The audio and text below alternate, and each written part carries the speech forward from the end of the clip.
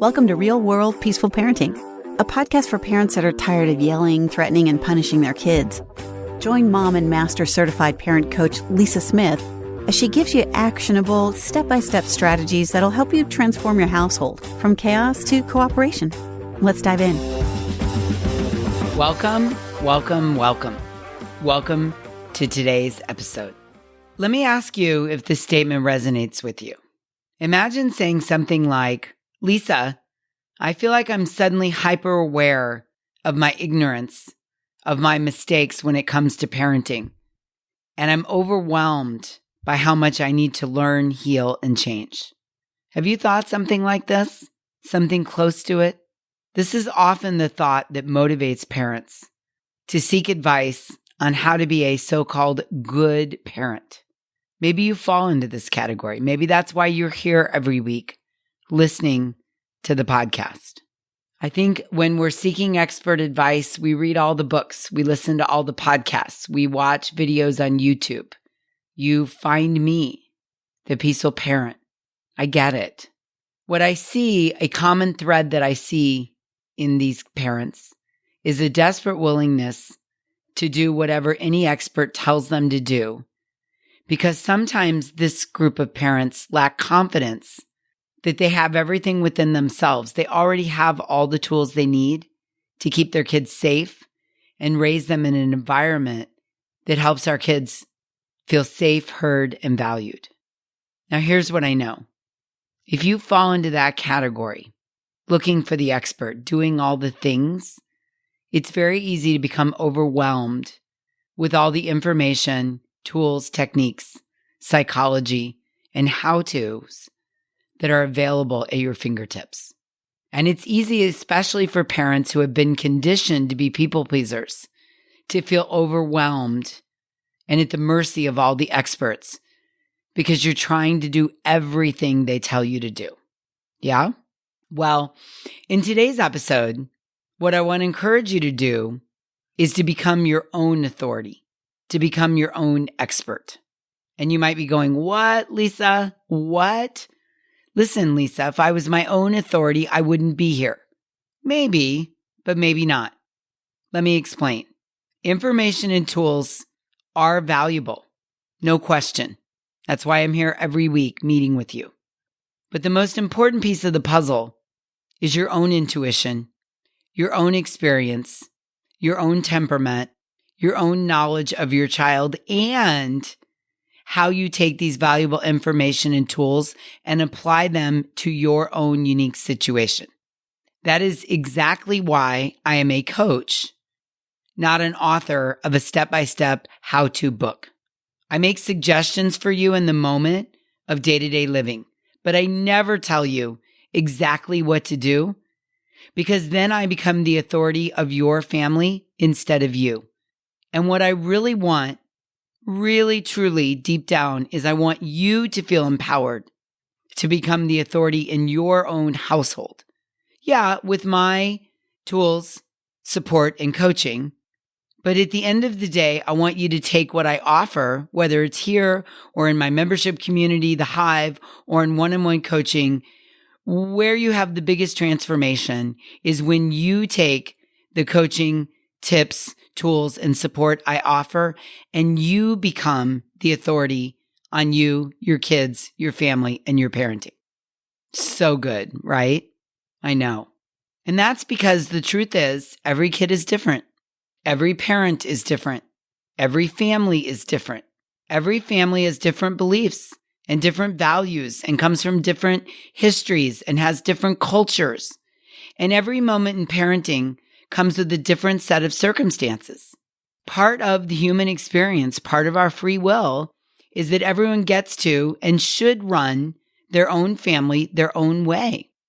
Now, what happens sometimes is our brain seeks out people or resources to follow, sometimes for input, ideas, support, and sometimes as an authority.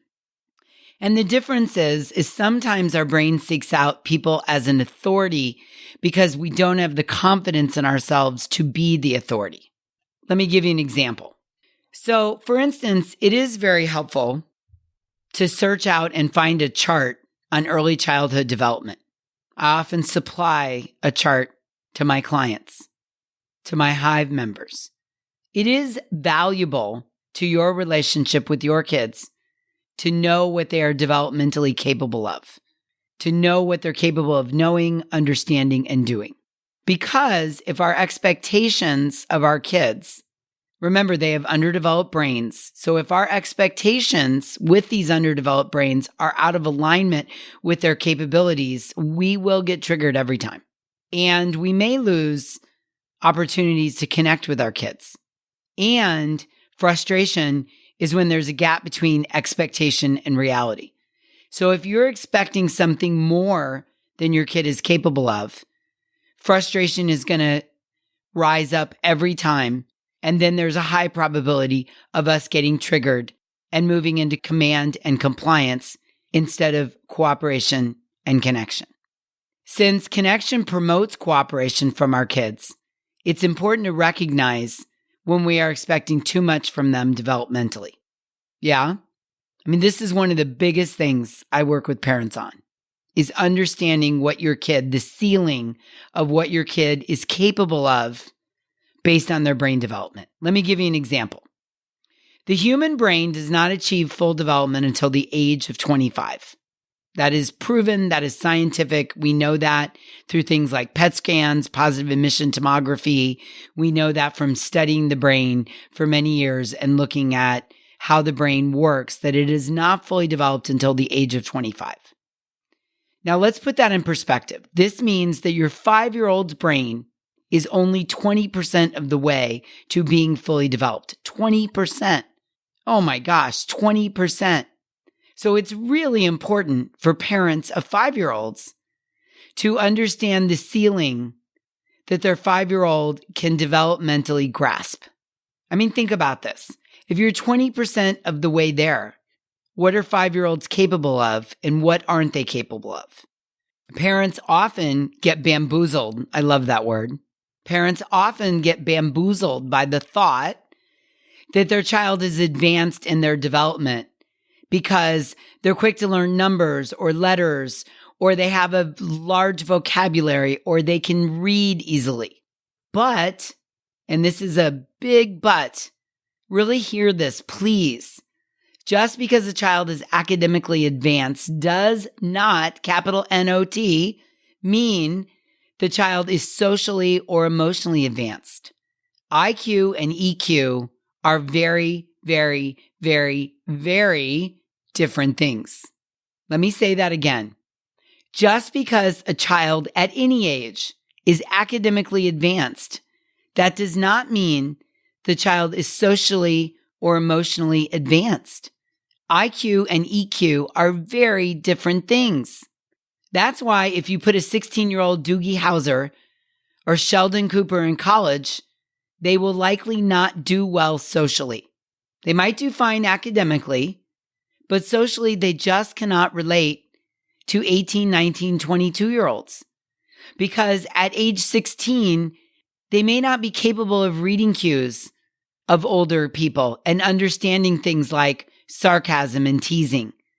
They're just not there on the IQ developmental path yet.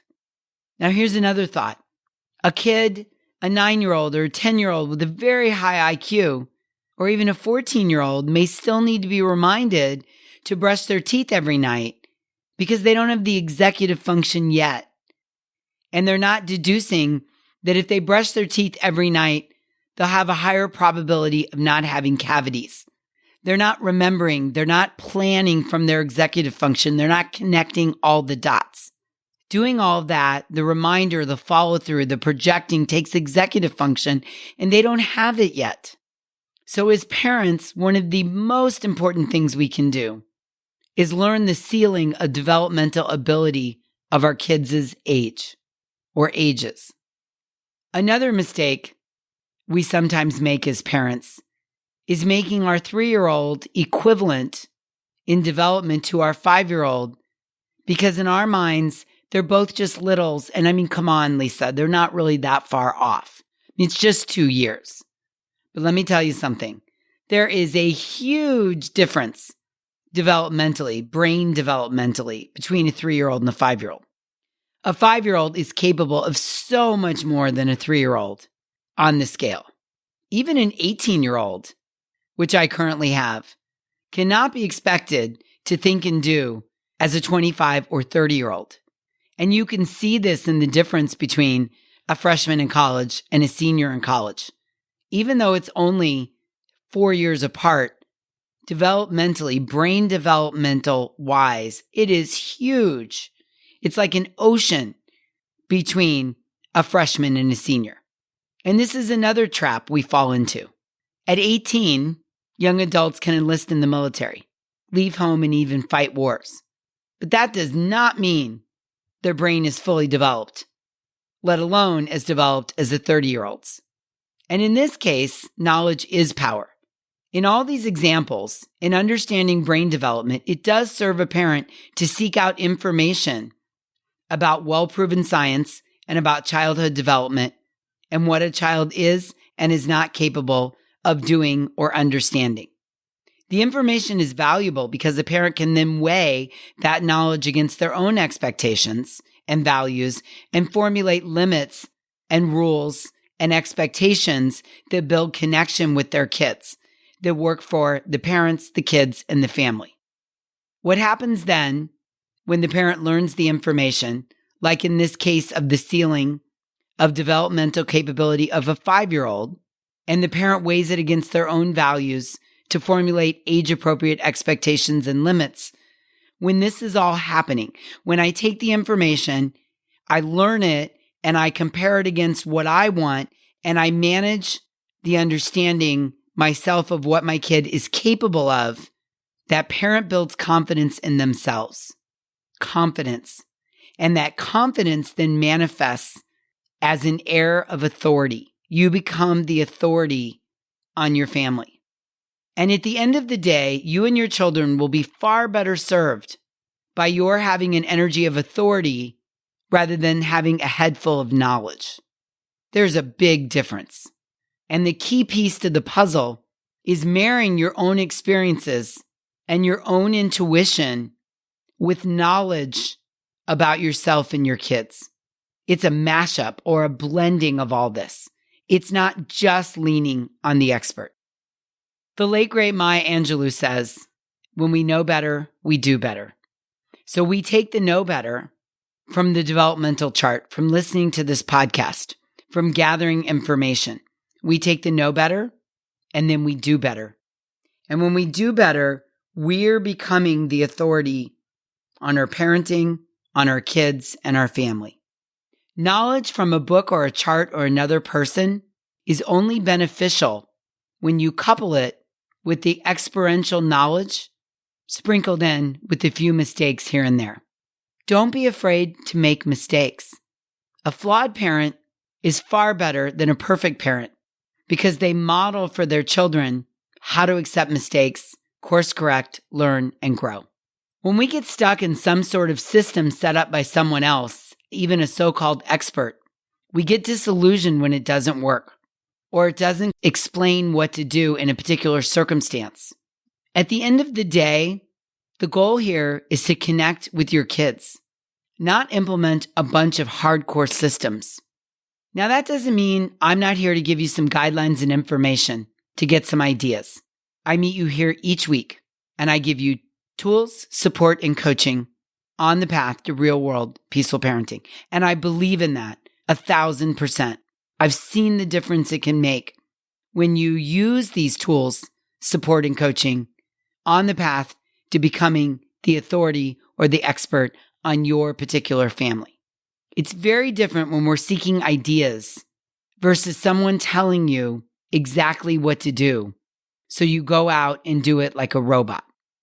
The same parent who shared that opening thought at the beginning of this episode, we were talking about this inside the Hive, my membership community, which you can learn more about at thehivecoaching.com. She said to me, very matter-of-factly, Lisa, I've proven to myself that I can't be trusted to be a good parent. Sound familiar? Now, if you've had this thought, something similar to it, something like it, you mirror it, you relate to it, please, please, please hear me. I am here to tell you that that thought or anything close to it is 100% not true. You have not proven anything to yourself. It is not a fact that you cannot trust yourself to be a good parent. That is not a fact at all, and it is not true. What's happened is that you've had a random thought and you think it over and over and over again, and it creates what we call a belief. A belief is a thought that you've had over and over and over again that feels true. It's not true, it feels true. And your brain is then given the task of finding evidence to support your belief. And here's the kicker. Whatever your belief is, whatever it is, if you believe the world is flat, if you believe the world is round, your brain will find evidence to support it 100% of the time. It's how the brain works. This is a scientific fact. The human brain is designed to seek evidence that our beliefs are true, and it finds it 100% of the time. And then that evidence reinforces the belief. And so it just feels more and more and more true. But at the end of the day, beliefs are just thoughts. Beliefs are thoughts we think over and over and over again, and they feel like they're true. If you think, I have proven to myself that I'm an amazing parent, or I am an amazing parent to my kids, your brain will seek and find evidence to prove that's true. And it will find it 100% of the time. This literally changed my life when I learned this. Thoughts are just thoughts. And you, yes, you, right now, you, I am talking to you. You have the power to choose which thoughts you want to believe and which thoughts you want to assign your brain to look for evidence. You have that power right now. And if that just scrambled your brain and you're hungry to know more about that, come join the Hive. Because we study this, we work on it, we put it into action in great detail inside the Hive. But what I want you to take away from today's episode is that you have the power to become your own authority on your family, your kids, and your parenting. You don't need an expert. You have the power to learn new information and tools that work for you, your kids, and your family. And I'm here every week to support you in that mission. That is my job. I meet you here every Wednesday. I bring you the tools, the support, and the coaching for you to become the authority on you, your parenting, your kids, and your family. And what happens is when you find what works for you, your confidence grows and your kids rest in the security of that newfound authority. And when that happens, your connection with your kids grow. And when connection grows, cooperation follows. So good, right?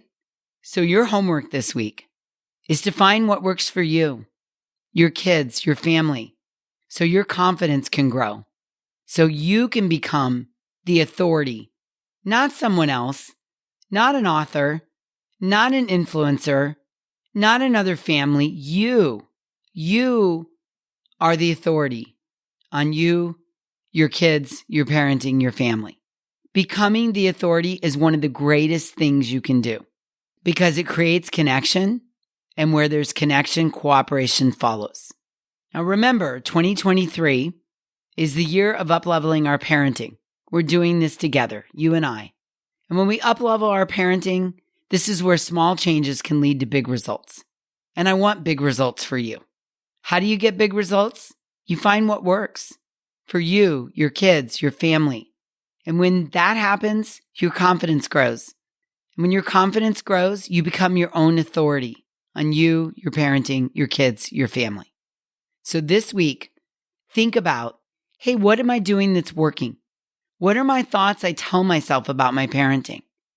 Do I say to myself things like, I've proven that I can't be trusted? Or do I say to myself, I've proven that I am an amazing parent to these kids? I was meant to parent these kids. Your thoughts matter, because they guide what your brain looks for evidence. So my invitation to you, my homework, my goal for you is I want you to feel empowered to become the authority in your own household. Oh, I want this for you. Yes, you right now. So do your homework and really commit to the thought that I am the authority of my own household. With Lisa's help and assistance, I will continue to grow in the path to real-world peaceful parenting, but I am the leader. I am the one that is doing this. Ah, so good, yeah? I want it for you. I want it for your kids. I want it for your whole family. Okay, until we meet again, I'm wishing you peaceful parenting. Thank you so much for listening today. I want to personally invite you to head over to thepeacefulparent.com/welcome and sign up for my free Peaceful Parenting mini course.